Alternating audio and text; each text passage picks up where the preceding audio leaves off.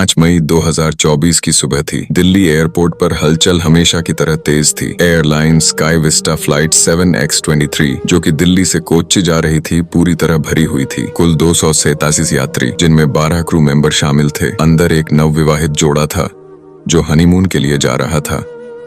कुछ छात्र थे जो प्रतियोगी परीक्षा के लिए जा रहे थे। एक बुजुर्ग माँ थी जो अपने बेटे से मिलने के लिए सालों बाद सफर कर रही थी। कोई नहीं जानता था कि ये उनकी आखिरी उड़ान होगी। उड़ान की शुरुआत फ्लाइट ने 8:20 AM पर टेक ऑफ किया। मौसम साफ था, बादल भी कम थे, सब कुछ सामान्य लग रहा था। लेकिन पायलट कैप्टन आदित्य सेन और पायलट नंदिनी मलिक को उड़ान के 10 मिनट बाद एक हल्का कंपन महसूस हुआ। इंस्ट्रूमेंट्स कुछ सेकंड्स के लिए डगमगाए पर फिर स्थिर हो गए। कोई खास बात नहीं, पायलट ने कहा, लेकिन वो संकेत था जो किसी बड़े तूफान का इशारा कर रहा था। सिस्टम फेलियर 903 M पर विमान अचानक तेजी से डगमगाया। इंजन नंबर 2 ने अचानक काम करना बंद कर दिया।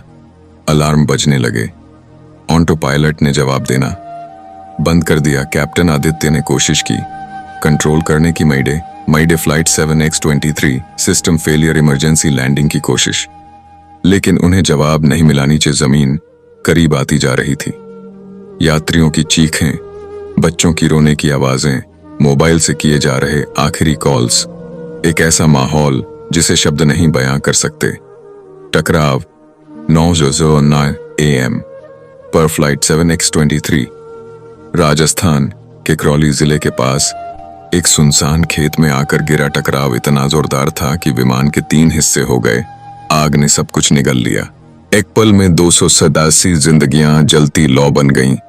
गांव वालों ने दौड़कर कोशिश की, मदद की, लेकिन मलबे से सिर्फ धुआं और चीखें निकल रही थीं। दर्द की सुबह देश भर में मातम छा गया।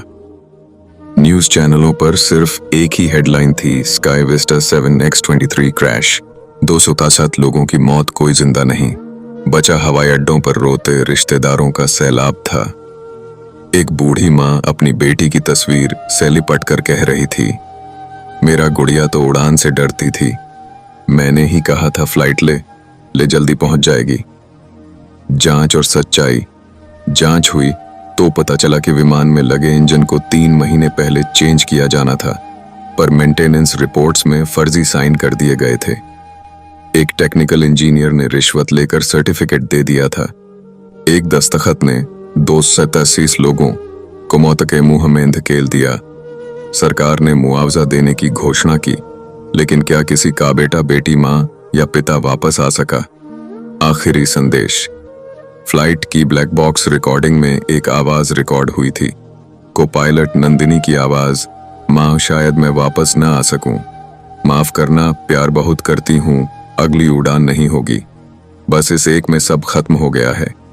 यह कहानी काल्पनिक है, लेकिन भारत में या दुनिया में हर साल कई ऐसी दुर्घटनाएं होती हैं जिनमें इंसानी लापरवाही और सिस्टम की चूक की भारी कीमत जान से चुकानी पड़ती है।